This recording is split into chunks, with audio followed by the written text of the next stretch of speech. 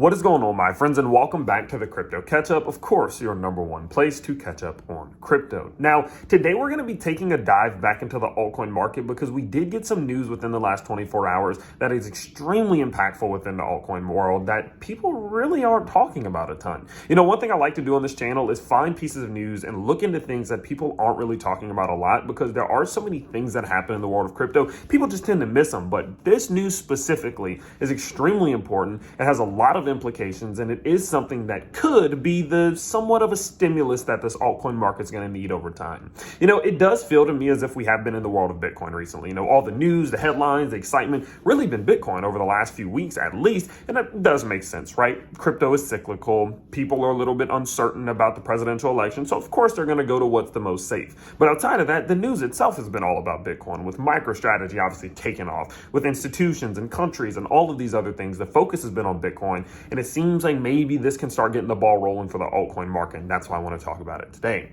Now, the news that we're going to be talking about today, I'm not going to be able to show you guys, obviously. I'll just read it to you here. Is that $5.7 trillion UBS Bank launches tokenized fund on Ethereum. Now, this news kind of, it circulated Twitter for a little bit, and then it kind of just disappeared. No one really talked about the implications of this, and I'm going to come here and talk about it because I do think this is actually way more important than people recognize.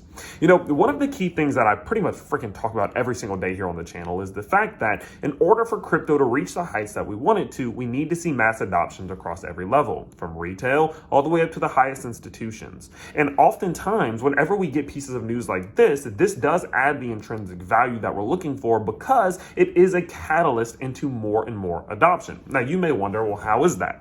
Well, the way that this could be a catalyst into more and more adoption is quite simply because this is the very first bank to do what they're doing. And when someone does something for the very first time, it opens up a door and possibly starts a domino effect, especially amongst their peers that are maybe smaller than them. And so what I want to talk about is what this means, why I do believe that this, again, could be the start of the domino effect, and what sort of impact it could have on crypto. So what this says here is that UBS Asset Management has launched its first tokenized money market fund, the UBS US Dollar Money Market Investment Fund token, UMINT, on the Ethereum blockchain. This fund gives investors access to digital asset management tools via select partners, leveraging blockchain for enhanced efficiency and transparency. Now, again, remember, UBS had a $5.7 trillion mark for assets under management just in 2023, expected to be higher at the end of this fiscal year. Now, what in the world does this even mean? Let me break this down for you, okay?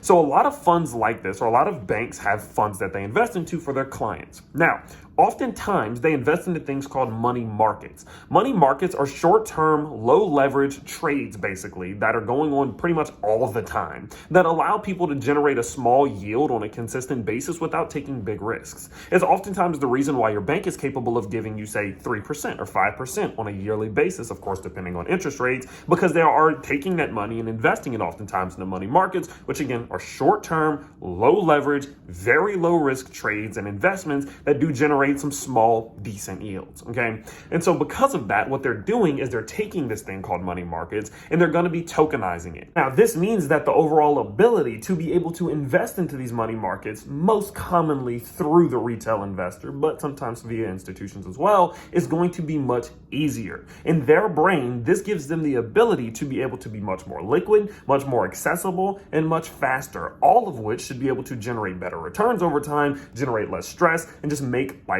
easier for them and their clients. And so in a situation like this, whenever people are now seeing that a $5 trillion bank is starting to utilize crypto specifically, not friggin' Bitcoin, not any of that, right? Using actual blockchain itself, the Ethereum blockchain, to make its life easier, you have to understand the domino and ripple effect that could have, especially amongst its peers, and especially amongst smaller banks in general. And so, of course, no, this isn't particularly going to be the biggest thing ever for Ethereum. It's not going to be, game changing for Ethereum, and it's not even going to probably have much of an impact immediately. But what it will very likely do is start the chain of events that we're looking for, especially across banks, across institutions, whenever it comes to the altcoin world, whenever it comes to Ethereum's blockchain or Solana's blockchain or whatever it may be, that leads to the adoption, leads to the intrinsic injection of crypto into these institutions, into their foundations that we're looking for in order to see the heights that we're looking for in the world of crypto. And so when people just say, oh, cool, a bank's using Ethereum, no, No, it goes much deeper than that because this is the very first bank